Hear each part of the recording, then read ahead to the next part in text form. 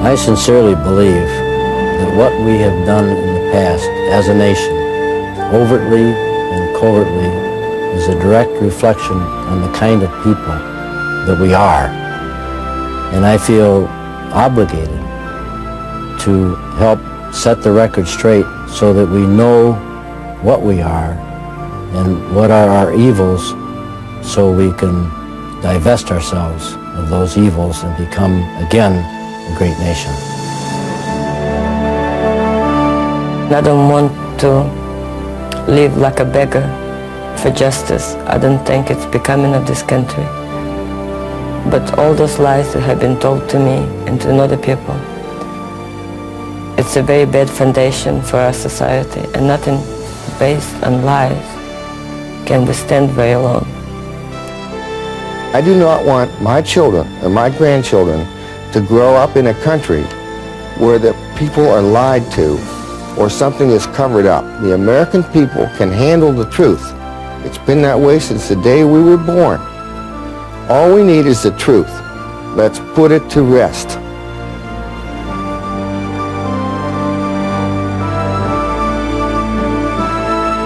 Most Americans believe the truth surrounding the assassination of President John Fitzgerald Kennedy has been covered up. Marina Oswald is convinced that her late husband, Lee, played no part in his murder. I think he's absolutely innocent of the murder of President Kennedy or Officer Tippett. And I would like for people in official capacity who say that he is guilty to come up with the proof. Absolutely. Not one-sided, but all evidence on the table. And only then to decide if he's guilty and innocent. I know he's innocent. But the danger of the truth not being known will destroy this nation, actually. They maybe don't believe me, but that's the fact. Beverly Hills is home to a former member of the 1970s House Select Committee on Assassinations, the second major inquiry into the killing of Kennedy. He resigned with others when their efforts to establish the truth were thwarted. Attorney and former mayor of Beverly Hills, Bob Tannenbaum. The executive intelligence agencies, the FBI and the CIA, predominantly looked upon the committee as the enemy. They were not there to help us, to give us the information we needed, and made it very difficult to obtain anything. And the material they did give us was severely redacted, that is, deleted documents. And all we really wanted were the documents done by the investigators, as they would do in the ordinary course investigating any homicide. Wherever the facts led us, we would go, and we would report on that. And as I said, if those facts told us that Lee Harvey Oswald assassinated the president and he acted alone, we would have said that. If it were that Lee Harvey Oswald acted with others, we would have said it. And if it was that others killed the president and not Lee Harvey Oswald, and those were the facts, we would have said it. How did they frustrate us? They weren't interested in subpoenaing people who were critical to the investigation, and people who were subpoenaed, who were lying to the committee, who were in the government, and not doing the right thing. What was the right thing? To hold them in contempt and or charge perjury. That required a vote of the committee, a vote of the House of Representatives, and a submission to the U.S. Attorney's Office. They weren't prepared to do that because they really didn't want to find out the truth publicly. And when you have a homicide investigation, you're either involved in the truth-finding process or you get out of the business. So the government maintains the case is closed. It's left to lone individuals to pursue the truth, and it's a long and arduous journey across a bleak landscape. One such pilgrim is now revealing previously hidden information using the latest computer technology.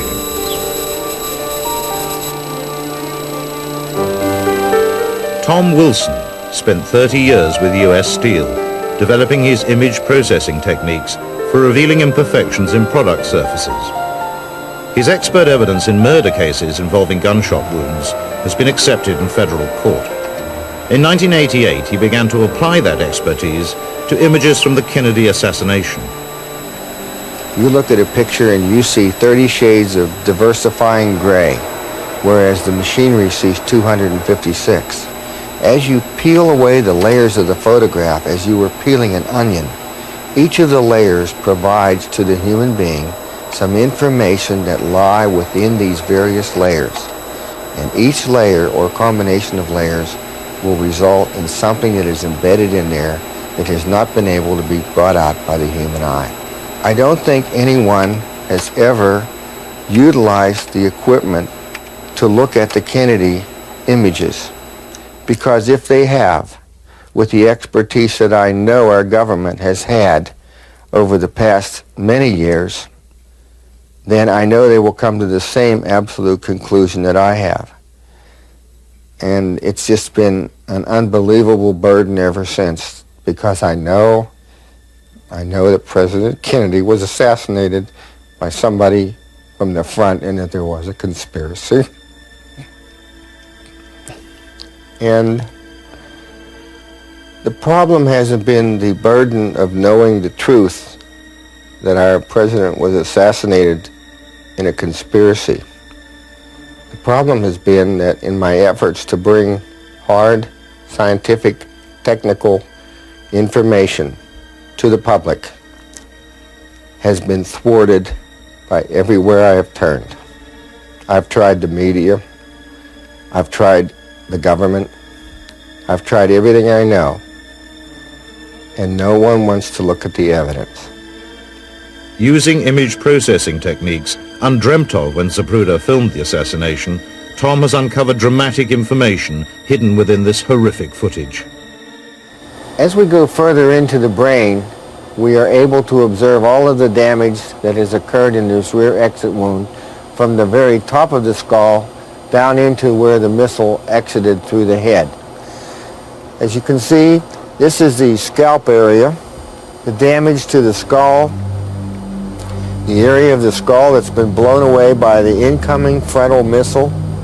And now we can actually go down and see the brain, and the exiting bullet has gone through the brain, and you can see the path of the bullet here. Lee Harvey Oswald did not and could not have fired the fatal shot that killed our president.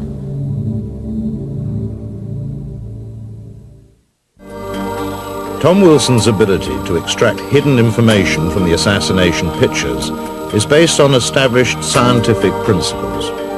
This is photonics. This is the absolute science in the measurement of light. What is in these photographs and what is measured by the computer and backed up by hard scientific mathematical data. All of my findings can be reproduced. Badgeman shooting from the grassy knoll was first revealed in Mary Moorman's picture in The Men Who Killed Kennedy in 1988. Tom's initial work confirmed his presence. This encouraged him to apply his technology to photographic records of the assassination. The Zapruder film allowed me to be able to go in and look at the head wound initially. The autopsy photographs allowed me to verify that there were inconsistencies within, and the pristine Mary Moorman photograph allowed me to go in and actually measure the wound optically without image processing. As we go into the wound and as we expand the wound and magnify it, you can see that the pixel elements, or each one of these little dots, is represented by dark squares or light squares. Now, if there were no wound in the rear of President Kennedy's head, all of the squares would be the basic reflective value or the basic shade of gray that his normal hair coloring would be on this day.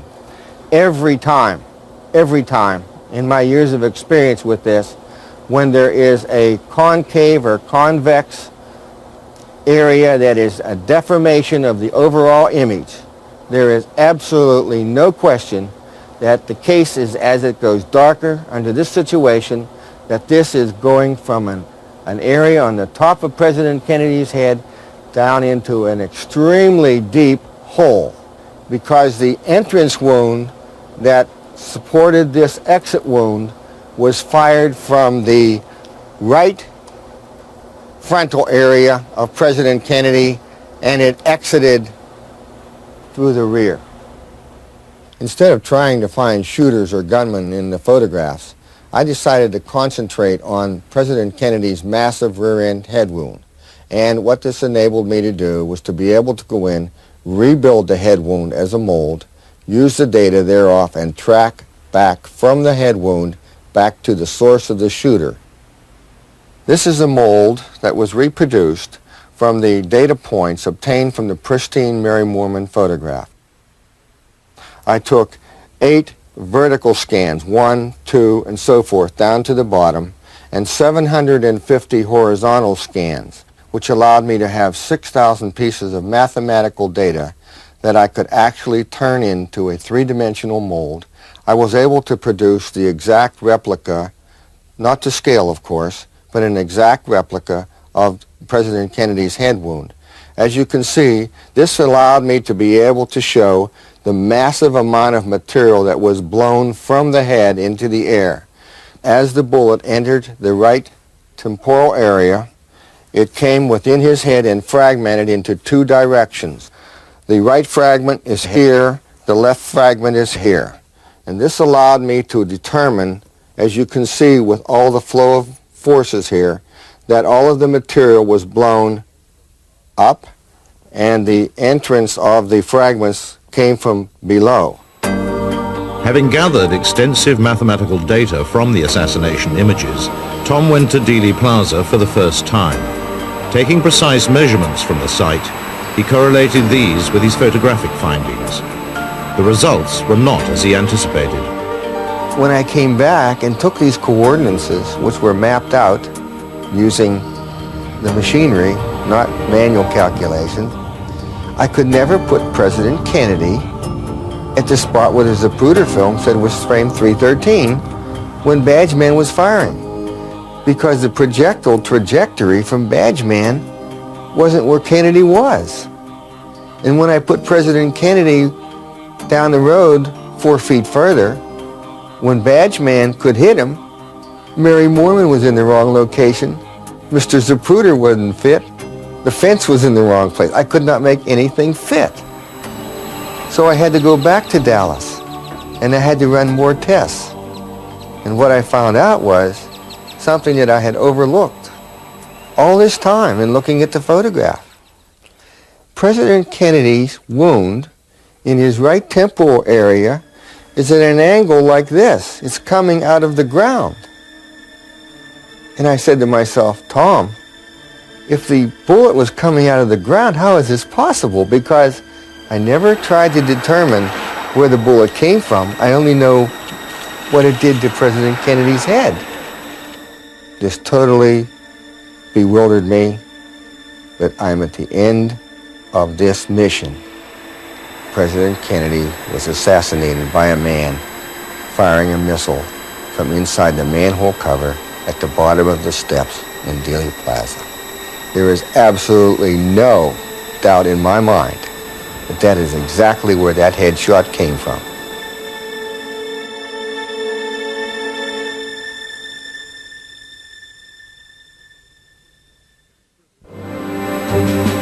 Jack Brazil, a seasoned researcher of the assassination, believes that a gunman firing at Kennedy from the storm sewer is no wild theory.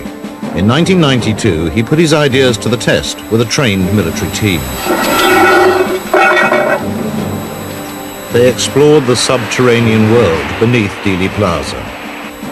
After carefully analyzing and researching Dealey Plaza through the years, the only 2 spots that an assassin could actually hide and squeeze off around the presidential limousine would be the storm sewer that I'm standing in now and the storm drain, which is located directly behind the wooden picket fence that joins the triple underpass.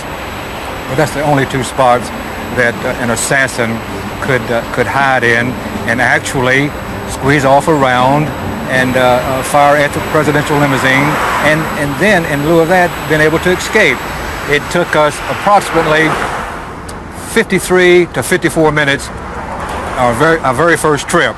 Now that was stopping and investigating and talking on the walkie-talkies, 2 coffee breaks, and then the second time it took 42 minutes, and the third trip it took 32 minutes, and the fourth trip it took 23 minutes. So we can rest assured that it would take an assassin approximately 20 to 30 minutes to actually escape Dealey Plaza underground.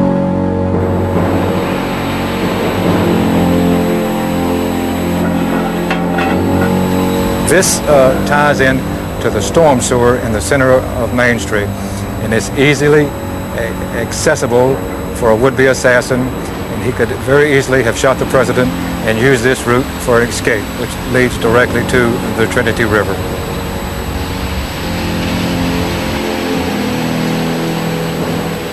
The official autopsy photographs taken at Bethesda Naval Hospital on the evening of the assassination show no indication of a frontal entrance wound to Kennedy's head or exit wound from the rear.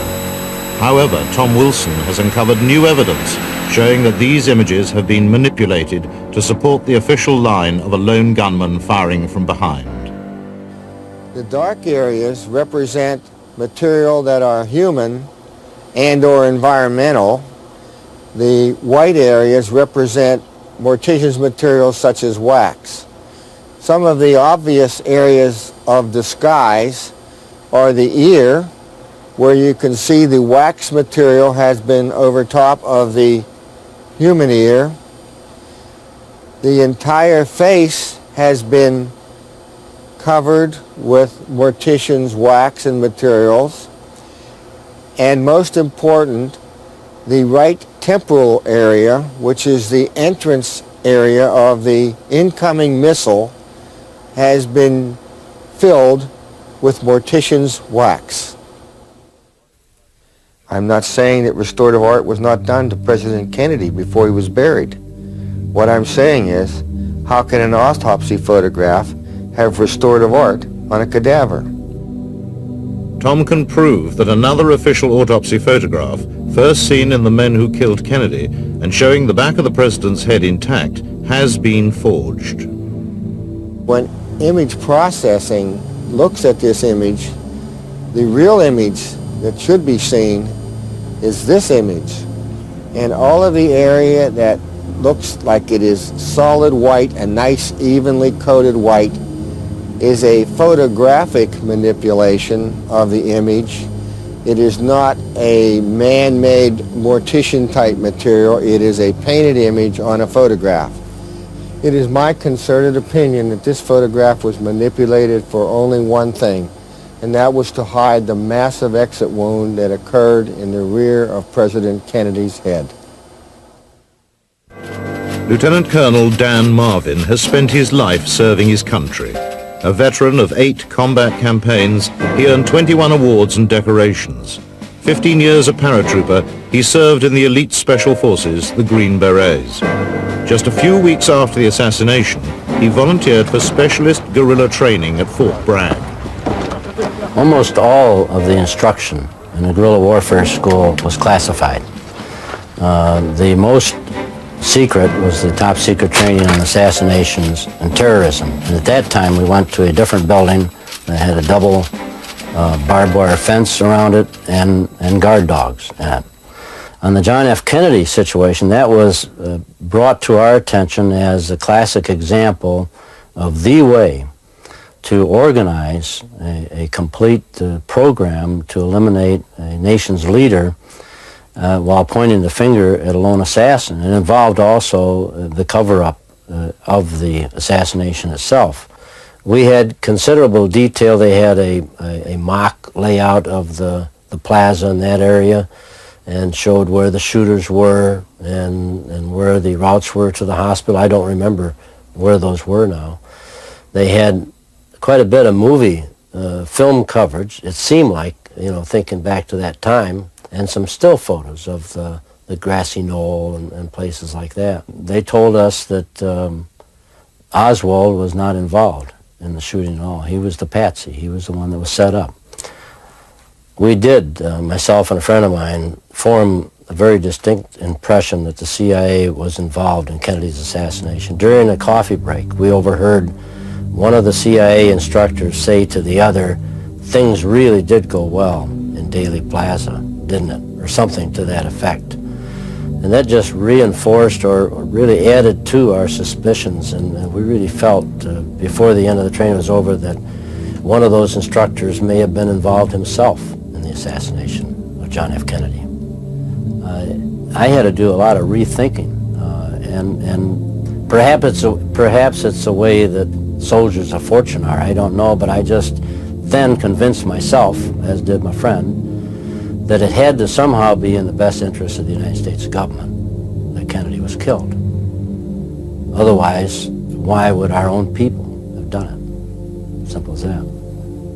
At Fort Bragg, 15 months after his training, Dan was summoned to meet an official from the CIA, a company man. David Vanek, a fellow officer in assassination training, also attended.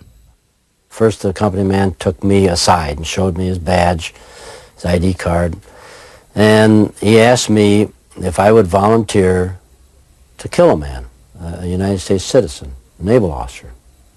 Didn't tell me who it was at first. Now, I assumed what he was talking about was killing a man overseas.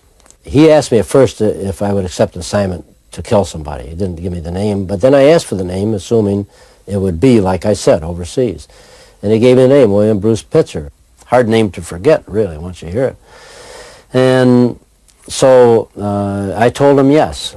And then he said, we have to, he started to lay out the details of it. And the details included the fact that I would have to get him before he retired.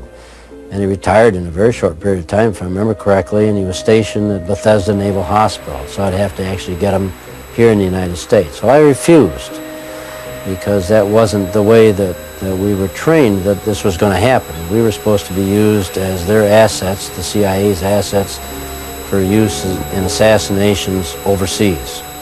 In the United States, the mafia was supposed to supply what resources they need for killing somebody here in the United States. So he then asked David Vanek. He went over to David Vanek and talked to him. Now, I don't know what he talked to David Vanek about. He might ask him the price of ice cream, I don't know. But I never saw David Vanek after that day. Now, that was in August, the first week of August of 1965. In November 1963, William Bruce Pitzer was head of the audio-visual unit at Bethesda Naval Hospital. A close colleague at the time was a young petty officer, Dennis David. 3 or 4 days after the assassination, I walked in his office and I saw he was working on some film. He had a movie editor, one of those reel-to-reel that runs across the screen, and he showed it to me, and it was a 16-millimeter film of the autopsy. There were also some slides. He had some slides that he had that showed of tissue slides, and also showed some slides of President Kennedy that were taken while he was on the table at the morgue. And we looked at him, kind of horrified, I guess you would say, at the seriousness of the wound. But I remember one of the things that I remembered was that we saw they had a picture of Kennedy laying on the table, and it was a front profile, if you will, or front view. And the only thing we saw was a little hole about here in the temple, and then another photograph or another slide that Bill had showed a huge gaping hole here in the back. And so Bill and I logically assumed that the wound was a frontal entry wound, as opposed to what the Warren Commission later said being shot from behind. Dennis left Bethesda for a new posting, but in November 1966, a colleague gave him some distressing news regarding his old friend Bill Pitzer. He'd been found dead in a pool of blood in his studio at Bethesda. The official verdict was suicide. Lying face down on the floor, a .38 revolver by his side, he had a bullet wound in the right temple. When the occupational therapist had told me this, I reminded myself, that doesn't make a hell of a lot of sense, because Bill was left-handed, and because we used to kid him all the time when playing bridge about being a southpaw, because sometimes he'd deal in reverse instead of dealing them in the correct sequence. He'd deal them in the opposite way, and we'd kind of harass him about it. There are grave doubts about Pitzer's alleged suicide. His left hand had been so mangled, as if tortured, that his wedding ring could not be removed and given to his widow. Bill had told me shortly before I had left Bethesda, which was around the 7th of December of '65, he told me that he was planning on retiring because he had enough time in and he was wanting to get out. And that he also said he had some damn lucrative offers from some TV networks. And other people have asked me why I think he was assassinated. And I think it was because that with him retiring, they, and I don't know who they are, were afraid that he would take these pictures that he and I had seen, this 35 millimeter and the 16 millimeter film, that he would take them, and that if he went to work for a major studio, that they would use them, or he would have them aired, and that would really, blow some people out of the water if that would have transpired. I could be wrong, I could be all wet, but I do know those films exist because I was there, I saw the damn things. I am absolutely certain that the name that I was given underneath those pine trees in Fort Bragg, North Carolina, the first week of August was William Bruce Pitzer. I put it completely out of my mind from 1965 until 1993. And I was watching a special in November 93 about the assassination of Kennedy. I think it was a special by Jack Anderson. And at the end of that special, on the television, they rolled a list of 42 names of people who had met a violent death that were somehow associated with the assassination or the cover-up or the autopsy or something. And I was sitting there in my living room watching that, and the name William Bruce Pitzer came over the screen.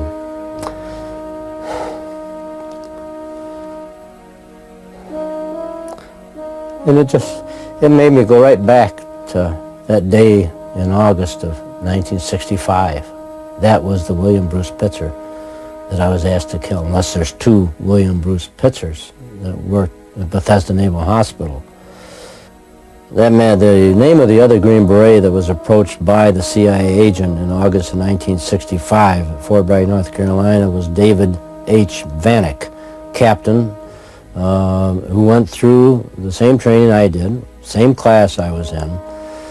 And I have tried, ever since I saw the name William Bruce Pitzer come out on that screen,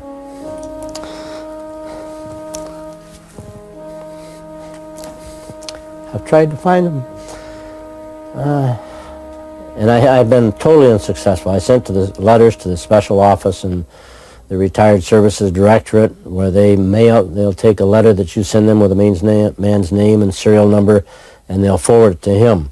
Or if he's deceased, they'll send it back to you. I got no response from them, so I finally sent another follow-up letter and demanded a response, or I threatened to go to Senator D'Amato to help me on the response.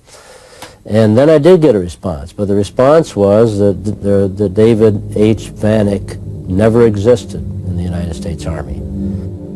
But Dan still has published Army orders proving that Captain David H. Vanek was with him at the Special Warfare Center. Recognizing just what kind of a person I was, and which I am hopefully no longer, it is not an easy thing to do. It would be easier for me to just melt into the woodwork and let my family, especially my grandchildren, think of me as kind of a friendly old giant that helps them do things and plays with them, rather than what I've done in the past. And I know that when this, if it is made public, the information that I've given will adversely affect my relations with my family. And I just hope and pray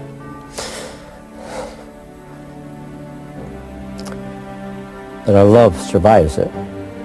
And I hope and pray that it does some good for this nation.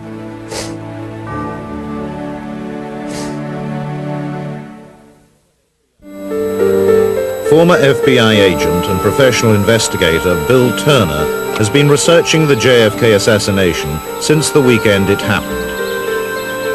His exhaustive probing has given him exceptional insight into the events and reasons surrounding Kennedy's death. There was much anger over his failure to provide air cover at the Bay of Pigs, There was much anger when he did not invade Cuba during the missile crisis in October 1962.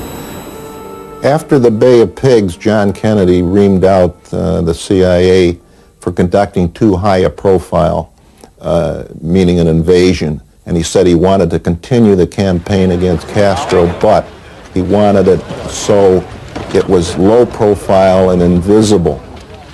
And so the Kennedy brothers did develop a secret agenda, and Bobby was a protagonist in which there would be a series of sabotage raids, there would be continued assassination attempts against Castro, and there would be teams ready to go into Cuba if the time was right for a second invasion. So all of this was low profile but high intensity, and was going on right after the Bay of Pigs, right up until John Kennedy's death. Building on the foundations laid by Bill Turner, using classified documents newly released under the Kennedy Assassination Records Act, the investigation into the Kennedy brothers' secret agenda against Fidel Castro has been greatly extended. Project Freedom is the name given to that agenda by two Atlantan writers and researchers. Over the last 7 years, Lamar Waldron has built up a formidable database on this secret agenda and its relationship to Kennedy's murder. Together with colleague Tom Hartman, they have gained unique access to individuals closest to these events and have unraveled some of the darkest secrets lying at the heart of the assassination. The Kennedys were determined to see some sort of action taken on Cuba, one way or the other, before the end of 1963, primarily because they wanted to avoid Cuba becoming a political football during the 1964 campaigns, and those would, of course, be kicking off at the first of the year 1964. The reason that this came about was the efforts against Castro, of course, started in 1959 under Richard Nixon. Nixon wildly escalated them in 1960 in an attempt to have Castro assassinated prior to the election so that he could defeat Kennedy in the election. He was unsuccessful in that. Kennedy inherited many of these programs, which ultimately led to the Bay of Pigs and the debacle there. There was Project Mongoose, which Bobby, to a large extent, supported, a CIA program. It didn't work. None of these programs worked, and so Bobby, in utter frustration and I think progressively becoming less trustful of the people who had been running these programs up to this point, said, I'm going to create my own program. We are going to run this out of my office, and it's going to be highly secure and highly compartmentalized, as it is to this day. Project Freedom, again, was Bobby Kennedy's project that he ran only with his most trusted advisors. So you had Bobby at the top, based in Washington, and also based much of the time in Washington, you had his Cuban confidant. That was Bobby's main liaison with the other small handful of exile leaders that he trusted to work on Project Freedom with him. Those leaders would sometimes contact Bobby directly, but most of the time they would go through his Cuban confidant. So a second invasion of Cuba was being planned, using a force of Cuban exiles. Robert Kennedy's Cuban confidant was the man in charge. Harry Williams was in the invasion brigade of the Bay of Pigs, and when he was recuperated from Cuba, Bobby Kennedy tapped him to become kind of his golden boy with the exiles. And Harry, I can tell you, he has a tremendous presence, almost a charisma, if you want to call it that. And so I did interview him, and he told me that the action was going to be based out of the Dominican Republic in a place called Monte Cristi. But the character changed when they cooperated or co-opted a high official in Havana, and the opportunity for an assassination of Castro and a coup presented itself. So this developed along the line, and at that point the second invasion became more of a backup type of idea. John Kennedy, in his settlement with Premier Khrushchev, the Soviet Union, the missile crisis in October of 1962, had agreed that there would be no U.S. involvement in any type of adverse actions against Cuba. That was part of the agreement. So this had to be kept from the Soviet Union, it had to be kept from the FBI, it had to be kept from anybody and anybody that didn't have a need to know. Harry was reporting directly to Bobby Kennedy. The United States in the summer and fall of 1963 had a great need to get more low-level intelligence assets into Cuba. One of the reasons the Bay of Pigs had failed was because we didn't have good intelligence that told us what the reaction of the Cuban people really would be when the invasion happened. Well, Bobby Kennedy was determined not to let that happen again. So there was a general effort throughout the summer and fall of 1963 to get people into Cuba by legitimate means, not by secret boats in the middle of the night, as the CIA was capable of doing, but these would be people who would go in legitimately, would be able to walk the streets, talk to people, because this was very important for Project Freedom. They had to have ways of finding out what the man on the street thought about the coup, if they were going to support the new leaders, and indeed there were many, many mysterious visits by young men in their early 20s to the Cuban embassy in Mexico City trying to get into Cuba for those kinds of activities. Oswald supposedly returned from a trip to Mexico City, a very enigmatic trip, in which he made loud noises about getting a visa to Cuba at both the Soviet and the Cuban embassies there, and created quite a ruckus when he was turned down. This again established his bona fides as a Castro partisan. And I'm sure if it was actually Oswald, because there's a lot of evidence that it was not he, but a double that showed up down there. In any event, his bona fides as a Castro revolutionary were established. And upon his return to Dallas, he was in essentially the same role that he had been in New Orleans, being dangled in this ongoing intelligence operation. And the final denouement, of course, was that this intelligence operation in which he was being controlled simply set him up to take the tumble for the presidential assassination. They controlled him, and that's where he wound up, in the Dallas School Book building. And he was simply, like he said in his own words, the patsy.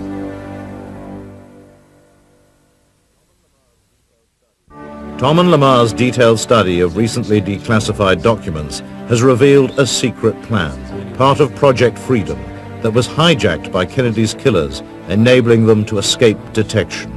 Beginning in September of 1963, several agencies of the U.S. government, at Bobby Kennedy's direction, began making contingency plans regarding Project Freedom.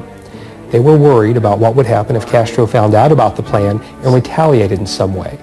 And so Bobby was faced with a serious problem here. He had a plan that had a very good chance of actually unseating Castro. What if Castro found out about it? And what if Castro found out about it before it happened and launched a preemptive attack of some sort against the United States? Not a military attack, but some sort of a hit-and-run thing. What if he were, for example, to assassinate the U.S. ambassador to Panama or to Guatemala or something like this? And so Bobby had his advisors put together a series of contingency plans around this Cuban operation, these Cuba contingency plans by the State Department, the FBI, the CIA, the Defense Department, people involved in them like Alexander Haig and Joseph Califano, who put together this program that this is how we're going to respond if Castro does something against us, if he kills one of our people. And we want to very carefully control the release of information about the evidence. We want to control the evidence in a way that we can prevent inflammatory information from getting out that would cause the press to go nuts, that would cause the Republicans to use this as a political tool, that would cause Americans to demand an immediate invasion of Cuba that could lead to World War III. They had to have control of the information. There were very low-level operatives and informants working for the CIA whose primary allegiance was to the mafia. And these people had been working with the mafia for much longer than they had been working with the CIA, and the mafia paid them many, many times what the CIA did. Those people not only told the mafia bosses like Trafficante and Marcello about Project Freedom, but they worked with the mafia in ways to use those plans to kill President Kennedy and use the secrecy surrounding Project Freedom to cover up the mafia's role in it. Dangling Oswald, the forces involved, I'm firmly convinced, were the same ones that were involved in the ongoing attempts to assassinate Fidel Castro. And I'm talking about the combination or the alliance between the CIA and the mafia to snuff Castro. And I think that what happened at Dallas was simply that having the personnel and teams assembled for assassination, having the wherewithal to do it, having the intelligence connections to cover it up, that they simply turned their guns on Kennedy, and that's where it all came from, out of that whole collaboration between the mob and the CIA and some of the Cuban exiles. And I probably should add rogue elements of the CIA, because I know that the director himself, who was a Kennedy appointee, certainly was not involved. One of the more startling bits of evidence that Oswald was either a member of Project Freedom, part of the program, or that he had been manipulated in such a way that Bobby Kennedy was certain that he was, is found in an article written by a Pulitzer Prize-winning reporter who was in Washington, D.C. with one of the leaders of Project Freedom just hours after the assassination. And he received a telephone call from Bobby Kennedy just a few hours after Jack was killed, and Bobby's comment to him was, one of your guys did it. One of your guys just killed my brother. And this clearly demonstrates that Bobby's first response was that he recognized either Oswald's name or Oswald's position, and that he believed that Project Freedom had been breached. And this also shows us how and why the Cuba contingency plans were immediately invoked, why the government would go to the lengths that it went to violate state and federal law to seize John Kennedy's body from Dallas, take it to a federal facility in Bethesda, and on, all the other things. All of a sudden, it all makes sense. We know from sources who were actually working on Project Freedom that Robert Kennedy directed, through intermediaries, certain activities at the autopsy to make sure that national security considerations were observed with respect to the autopsy. And these considerations extended even after the autopsy was finished. Immediately after the autopsy, the body was then delivered into the care of then Lieutenant Colonel Alexander Haig, later Secretary of State Alexander Haig. And Haig, of course, was one of the authors of one of the Cuba contingency plans. It's very clear from all the conversations we've had with the people who were close to Bobby at that time that he believed, at least in those early days, possibly weeks, that his program that he was responsible for, that he was running, had somehow been turned around or compromised and used to murder his brother, that he bore some personal level of responsibility for the death of his brother. I am very convinced that the assassination of John F. Kennedy came from the collaboration between the CIA and the Mafia in attempting to assassinate Fidel Castro. And I feel very strongly that that apparatus that was set up to assassinate Castro simply was turned on Kennedy when the motive piled upon motive to get rid of him. If the truth came out today about what really happened, it certainly would be a major embarrassment to a number of political and media figures. And I find that to be a very healthy thing. I think that people in this country should know how the government is able to cover up things that went on, not always by people being guiltily involved, but by just going along with what the government says. People that you trust betrayed you, the government that you trust, the official that you trust, and they told you blind light and they knew it. So that kind of betrayal really turned your soul upside down.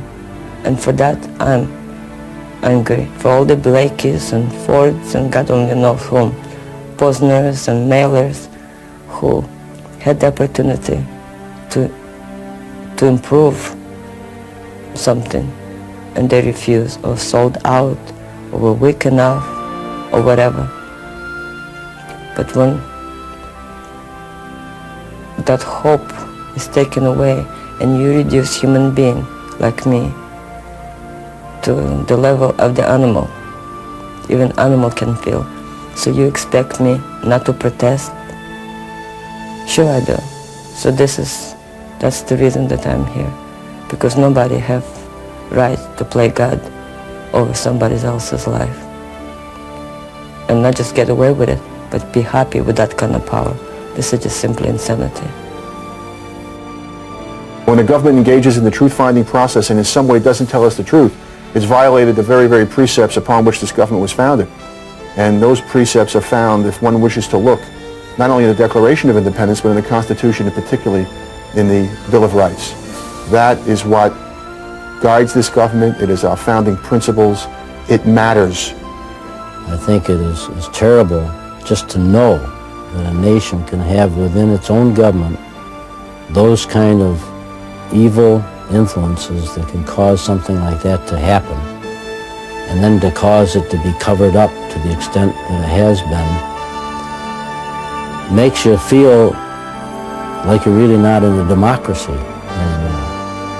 A nation is strong when it does things openly, courageously, and according to the law.